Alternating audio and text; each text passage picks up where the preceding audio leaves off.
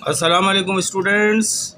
English master channel की जानिब से आपका टीचर अकील अहमद आपके सामने हाजिर है। आज हम इंग्लिश ग्रामर का टॉपिक लाए हैं। इससे पहले हम इंग्लिश ग्रामर में पहला टॉपिक डिस्कस कर चुके हैं। लेक्चर नंबर इसका इंग्लिश ग्रामर का 1 में यानी पार्ट्स ऑफ स्पीच को हमने बड़ा डिटेल से वहाँ पर वजाहत करी है। आज हम पार्ट्स ऑफ स्पीच का पहला पॉइंट यानी नाउन्स को डिस्कस करेंगे यहाँ पे कि नाउन्स क्या होते हैं और नाउन का क्या रोल है। तो नाउन वैसे तो हमको सबको पता है कि नाउन नामों को कहते हैं। Noun is the name of the names. Noun is a word which is, यहाँ पढ़ देता हूँ मैं। Noun is the naming word. Short की तारीफ में noun is the naming word. Noun जो है यानी इसम जो है, नाउन उसको कहते हैं हम नामों को। किसी भी चीज़ का नाम हो, किसी भी शख्स का नाम हो, किसी भी जगह का नाम हो, किसी भी ख्याल का नाम हो, किसी भी तसव्वुर का नाम हो, ये सब नाम जो है नाउन है। ठीक है, अब हम इसकी बाकायदा तारीफ़ पढ़ते हैं। मैंने यहाँ लिखी है वक्त बचाने के लिए आपके सामने। ये किताबी तारीफ़ नहीं है, मैंने अपने अल्फाज में लिखी है। A noun is a word that refers to a person comma place comma thing comma idea और concept comma full stop. Nouns are typically used as subject or objects in a sentence and they can be singular or plural. Here are some example of nouns. Example आपके सामने रखिए noun की।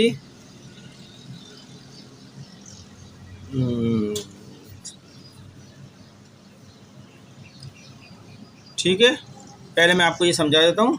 Example के अंदर हम बता सकते हैं, एग्जाम्पल में टेबल है, अकील है, सलीम है, कलीम है। पर्सन्स के नाम है अकील, सलीम, कलीम, समीना, नसीमा, रुमाना, इस तरह के पर्सन के नाम है। चीज़ों के नाम में टेबल, फर्नीचर, मेज़ जो है, और भी बहुत सारी चीज़ें हो सकती हैं वगैरह वगैरह। जगहों के नाम के लिए कराची है, दिल्ली है, बम्बई है, कलकत्ता है, इस्लामाबाद है, लाहौर है, जगहों के नाम के लिए। ठीक है, इस तरह बहुत सारे में अभी आगे लेके चलते हैं हम इसको। यहाँ पर रुकते नहीं हम। पहले अ noun is a word. Noun एक लफ्ज़ है दैट जो रेफर्स टू अ पर्सन, जिसका जो किसको रेफर्स करता है, किसका हवाला देता है या किससे ताल्लुक़ रखता है। अ पर्सन शख्स से, एक शख्स से, एक प्लेस से, एक जगह से, एक चीज़ से, एक ख्याल से या एक तसव्वुर से, ये नाउन बताया गया है। नाउन्स आर टाइपिकली, नाउन आम तौर पर यूज़ इस्तेमाल होते हैं एज सब्जेक्ट के तौर पर। सब्जेक्ट वो होता है किसी सेंटेंस में जो एक्शन लेता है, जो काम कर रहा था। और ऑब्जेक्ट के तौर पर इस्तेमाल होता है। ऑब्जेक्ट होता है जो जिस पर सब्जेक्ट यानी सब्जेक्ट के एक्शन का असर होता है, ऑब्जेक्ट। ठीक है, इन अ सेंटेंस, एक जुमले में। And they can be singular, वो वाहिद भी हो सकता है, एंड और प्लूरल और जमा में भी हो सकता है। ये मैंने अब इसके अंदर पढ़ देता हूँ। उर्दू में ट्रांसलेशन जो अभी आपको पढ़ी है बाकायदा तरीके से मैंने एक वर्ड बताया है। इसके अंदर आपको नाउन एक ऐसा लफ्ज़ है जिससे मुराद किसी शख्स, किसी जगह, किसी चीज़, किसी ख्याल या किसी तसव्वुर से है। नाउन एक ऐसा लफ्ज़ है जिससे मुराद किसी शख्स, किसी जगह, किसी चीज़ या किसी ख्याल या किसी तसव्वुर से है। नाउन आमतौर पर किसी जुमले में सब्जेक्ट या ऑब्जेक्ट के तौर पर इस्तेमाल होते हैं। ज़्यादातर आपको जब भी नाउन मिलेंगे जो सेंटेंसेस के अंदर, या सब्जेक्ट प्लेस पे होंगे यानी जो वर्ब पे एक्शन ले रहा होता है, या ऑब्जेक्ट प्लेस पे मिलेंगे यानी जो वर्ब का जिसके ऊपर एक्शन हो रहा होता है उसको ऑब्जेक्ट कहते हैं, तौर पर इस्तेमाल होते हैं। और वो सिंगुलर यानी सिंगुलर भी हो सकते हैं, वाहिद भी हो सकते हैं, या प्लूरल हो सकते हैं यानी जमा में भी हो सकते हैं। नाउन की कुछ मिसालें हैं, अभी हम मिसालें दे रहे हैं। हमने अलग अलग मिसालें शो कर दी हैं। पर्सन के हवाले से अलग कर दी है, थिंग्स के हवाले से अलग कर दी है, ठीक है, एनिमल्स के हवाले से अलग कर दी है, प्लेसेस के हवाले से अलग कर दी है। पहले मैंने पर्सन्स के हवाले से एग्जांपल दे रहा हूँ। पर्सन से मुराद क्या है? A noun that refers to a human. Noun जो ह्यूमन को यानी ह्यूमन के अंदर, ह्यूमन जो होते हैं उनको, ह्यूमन बींग इंसानों को मुखातिब करता है। सच एज टीचर्स हो गए, स्टूडेंट्स हो गए और डॉक्टर्स हो गए, ये ह्यूमन है। इनके जो नाम होंगे ह्यूमन्स के, ह्यूमन बींग के, या पढ़ाने वाले को टीचर कहते हैं, पढ़ने वाले को स्टूडेंट कहते हैं, मरीज़ों को देखने वाले को डॉक्टर कहते हैं, ये इन नामों से पुकारे जा रहे हैं। और बाकायदा पर्सनों के नाम जो होते हैं, शख्सों के नाम जो होते हैं, अकील, सलीम, कलीम, नसीमा, रहमाना, इस तरह के नाम जो होते हैं, वो जो है वो पर्सन्स के नाम होते हैं, लेकिन सब पर्सन्स के अंदर ही आ रहा है चीज़ें वगैरह के। A noun that refers to a human beings, noun जो इंसानों को का हवाला देता है, सच एज टीचर, स्टूडेंट्स और डॉक्टर्स। इनके जितने के भी नाम होंगे, जो जो भी नाम होंगे वो सब नाउन कहला रहे होंगे। एक नाउन जिससे मुराद इंसान है, जैसे उस्ताद है, तालिब इल्म है, ये डॉक्टर है। ठीक है, इसका मैंने ट्रांसलेशन कर दी जो मैंने अभी इंग्लिश में पढ़ा था। अब एग्जाम्पल लेता हूँ, ये इस पर्सन्स के हवाले से उसका सेंटेंस बनाता हूँ। द टीचर, टीचर एक पर्सन है, उसका नाम है, देखिए नाउन आ गया टीचर। द टीचर, और हमेशा तारीफ याद रख लें, नाउन के से पहले या तो कोई आर्टिकल लग सकता है, आर्टिकल जब भी लगता है नाउन से पहले लगता है। ठीक है, दी होगा, ए होगा, एन होगा, यहाँ पे दी लगा हुआ है तो ये नाउन है। The teacher gave the student, ये भी नाउन है, स्टूडेंट्स। होमवर्क असाइनमेंट, तर्जुमा करता हूँ, मिसाल, उस्ताद ने तलबा को होमवर्क असाइनमेंट दिया। असाइनमेंट होता है काम करना, घर का काम करना, होमवर्क असाइनमेंट। चलें अब देखते हैं प्लेसेस के हवाले से नाउन को, जो हमने बताया था, noun is the person, place, things, idea, इस तरह बताया था ना हमने, एनिमल्स, आइडिया, कॉन्सेप्ट अपनी तारीफ में। अब हम दूसरी मिसाल लेते हैं, प्लेस। प्लेस के बाद a noun that refers to a location, एक नाउन जो रेफर्स करता है हवालेदार लोकेशन यानी जगह का, सच एज सिटी, बीच और म्यूज़ियम, ये सब जगह हैं सारी की सारी। ठीक है, इनके अपने अपने नाम होते हैं, जैसे कराची सिटी, बॉम्बे सिटी, इस तरह अपने अपने नाम होते हैं नामों से, तो वो नाउन है। बीच के भी अपने नाम होते हैं और म्यूज़ियम के भी अपने नाम होते हैं। ठीक है, अपने अपने नामों से म्यूज़ियम पकड़े जाते हैं, जिस मुल्क में म्यूज़ियम होते हैं, जिस शहर के अंदर होते हैं, तो ये सब नाउन है। एक नाउन जो किसी मकाम का हवाला देता है, जैसे शहर का हवाला कोई देता है, शहर के नामों के साथ उसका हवाला देगा, साहिल बीच का हवाला देगा उसके नाम के साथ, या म्यूज़ियम का उसके नामों के साथ देगा, तो ये भी नाउन है, प्लेसेस के हवाले से तारीफ में आ गया। एग्जाम्पल लेते हैं इसकी, we went to the beach on a Sunday, मिसाल, हम धूप वाले दिन साहिल समंदर पर गए। वेंट माने गो की सेकंड फॉर्म है, वेंट है। टू दी बीच माने ये आपका जो है साहिल हो गया, समंदर का साहिल जो होता है उसको बीच कहते हैं। On a sunny day, sunny day होता है धूप वाला दिन, जहाँ धूप तेज़ निकल रही है उसको सनी डे बोलते हैं। तो ये मैंने एग्जाम्पल का हर वर्ड का मतलब बता दिया है। अब हमारे डेफिनेशन में तीसरी बात थी things, noun is a place, person, thing.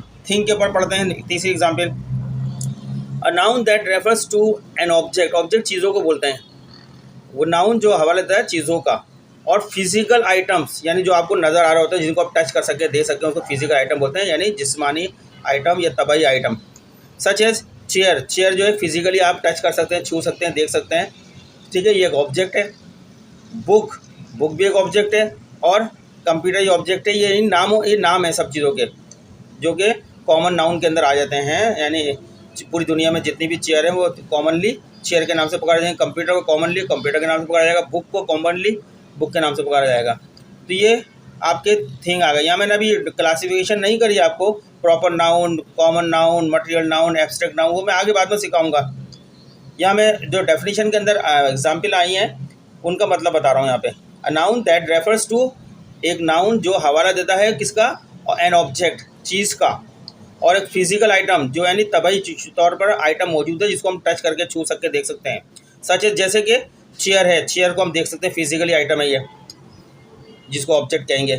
Book है, फिजिकली आइटम है, जिसको ऑब्जेक्ट कहेंगे। और कंप्यूटर है, फिजिकली आइटम है, तबाही तौर पर जिस्मानी आइटम है, जिसको हम जिस्मानी भी कह सकते हैं। फिजिकल माने जिस्मानी होता है, जिसको हम टच और छू के देख सकते हैं। चलें इसकी मैंने ट्रांसलेशन करिए। एक नाउन जो किसी चीज़ या जिस्मानी शे माने फिजिकल आइटम का हवाला देता है, जैसे कुर्सी, किताब या कंप्यूटर। ये इसकी ट्रांसलेशन है जो मैंने अभी ऊपर बताई है।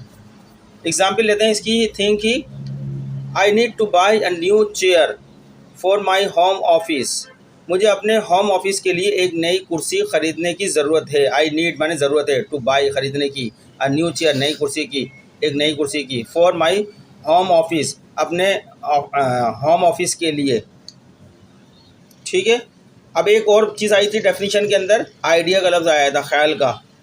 ठीक है, ख्याल का, तसव्वुर का, कॉन्सेप्ट का जो होता है ना, ये सब, ये भी एक नाउन है, इनके भी अपने नाम होते हैं। A noun that refers to a concept, जो एक तसव्वुर का हवाला देता है, एक नाउन जो एक तसव्वुर का हवाला देता है, थॉट, ख्यालत का हवाला देता है। और एब्स्ट्रैक्ट, यानी जिनको हम सिर्फ महसूस कर सकते हैं। एब्स्ट्रैक्ट नोशंस यानी जो फिजिकल फॉर्म में मौजूद नहीं होता लेकिन वो हम फील कर सकते हैं, महसूस कर सकते हैं, उसको एब्स्ट्रैक्ट बोलते हैं। सच है जैसे कि लव प्यार को हम देख नहीं सकते, कुछ छू नहीं सकते, कहीं टच नहीं कर सकते, उसका कोई फिजिकल फॉर्म नहीं है, लेकिन हम अंदर से उसको महसूस कर सकते हैं प्यार को, ये भी एक नाउन है, आइडिया के अंदर आता है ये।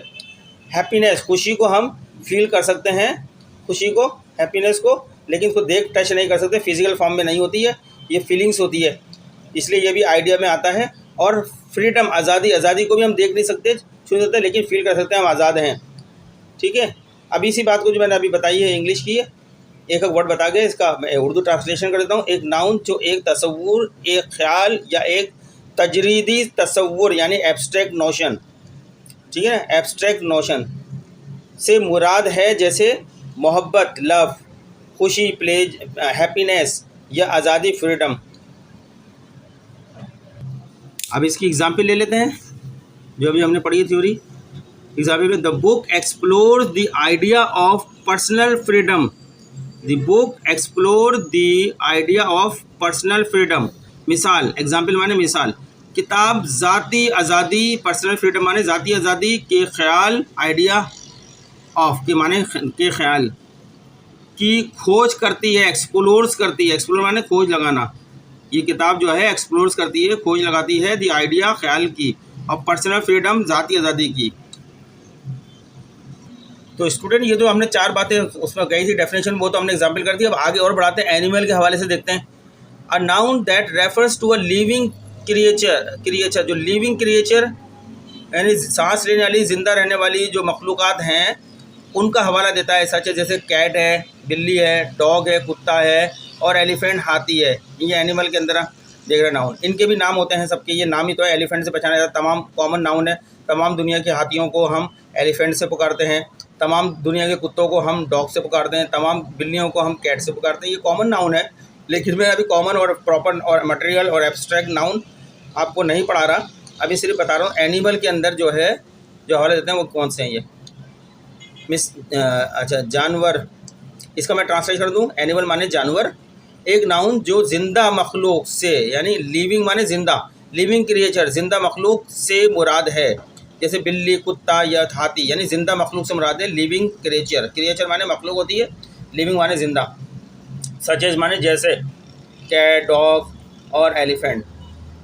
एग्जाम्पल लेते हैं कि my dog loves to play in the park, या ये भी कैसे, my dog loves to play fetch in the park. Park में जो फैच होता है उससे प्यार करता है माई डॉग, या मेरा कुत्ता पार्क में फैच से खेलना पसंद करता है, ये कह सकते हैं।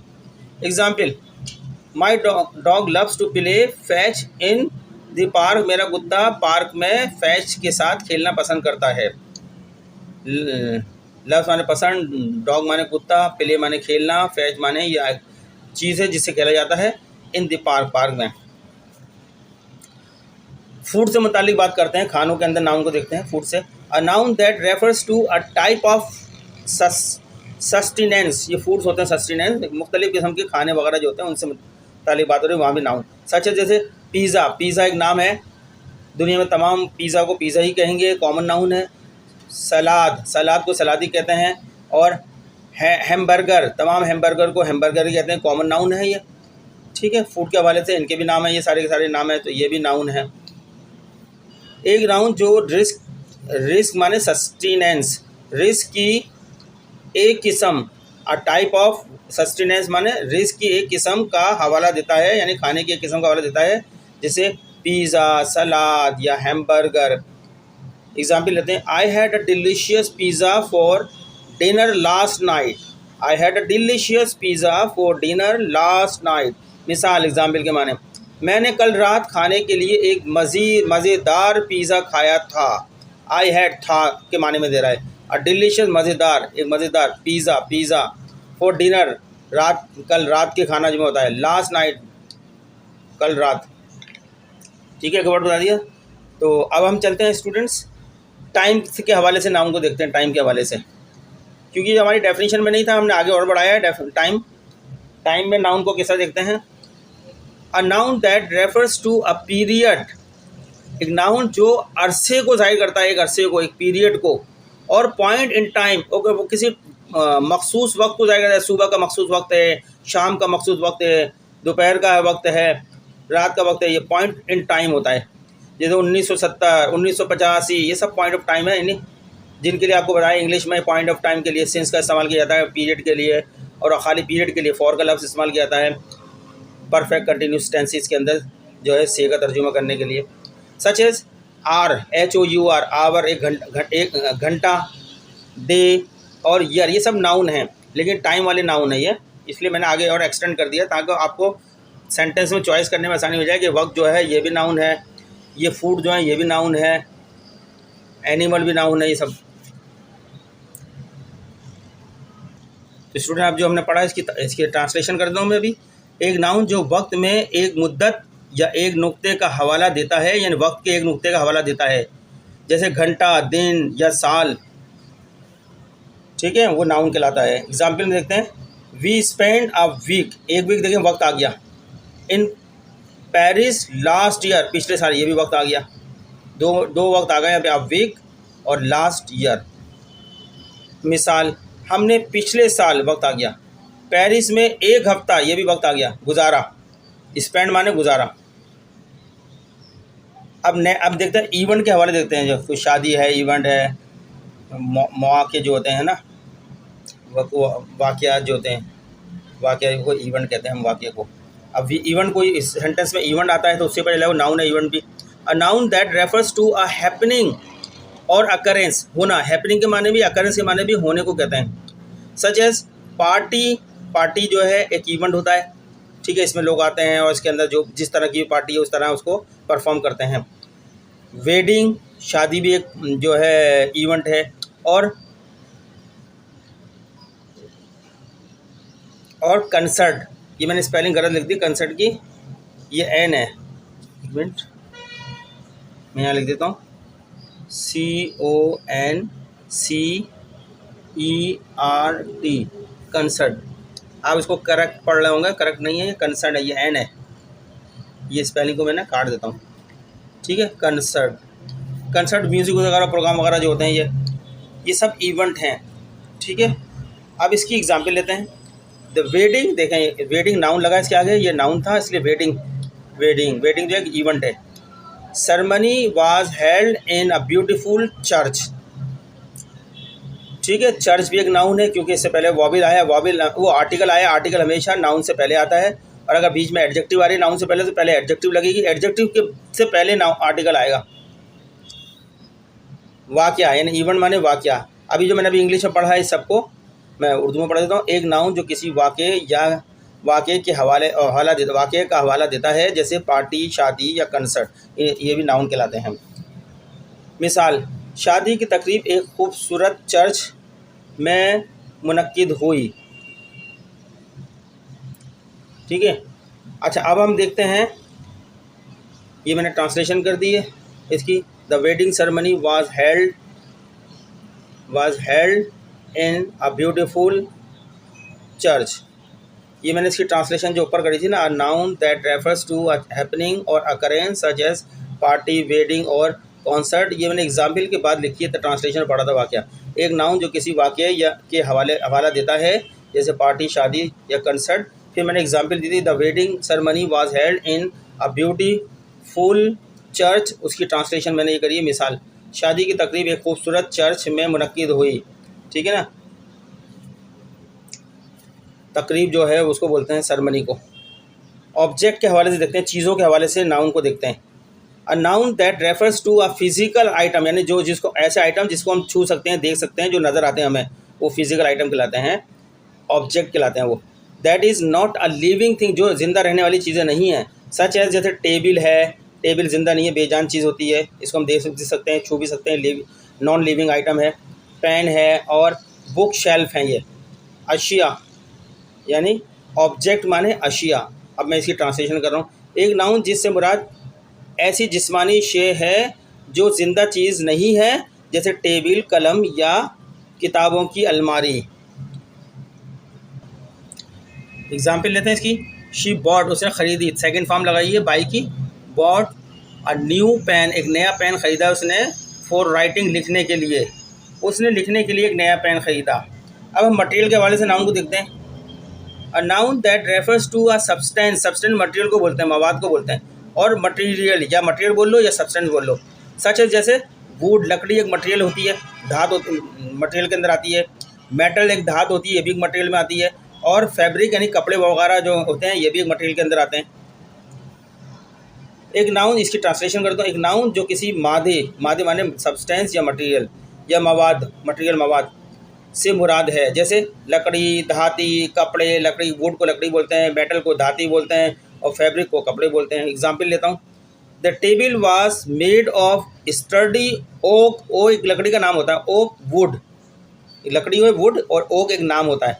मेज़ मजबूत यानी स्टर्डी, मजबूत, बलूत होता है लकड़ी, ओक को बोलते हैं बलूत, की लकड़ी से बनी थी। मेड ऑफ बनी से बनी, वाज मेड ऑफ से बनी थी, कौन सी, मजबूत, ओक वुड, ओक माने बलूत की लकड़ी से जो मजबूत होती है उससे बनी हुई थी टेबल। तो स्टूडेंट्स ये हमने आपको नाउन्स अभी हमने आपके सामने पढ़ाए हैं और काफ़ी डिटेल में पढ़ाए हैं, इसमें वक्त भी लगा है काफ़ी। उम्मीद करते हैं कि आपको हमारे ये लेक्चर अच्छा लगा होगा और आपकी नॉलेज भी बढ़ेगी। इससे आपको सेंटेंस में आइडेंटिफाई करने में आसानी रहेगी कि जो मुख्तलिफ वर्ड होते हैं उसमें नाउन कौन से हैं, इतनी सारी एग्जाम्पलों से। तो अगर आपको हमारा ये लेक्चर्स अच्छे लग रहे हैं तो हमारे चैनल को आप सब्सक्राइब करें, लाइक करें, और इस वीडियो को आगे और लोगों तक भी जो है शेयर करें ताकि और लोग भी इससे इस्तेफादा हासिल कर सकें। तो देखिए हमारे नेक्स्ट लेक्चर को, आगे हम पढ़ाने जा रहे हैं आपको प्रोनाउन।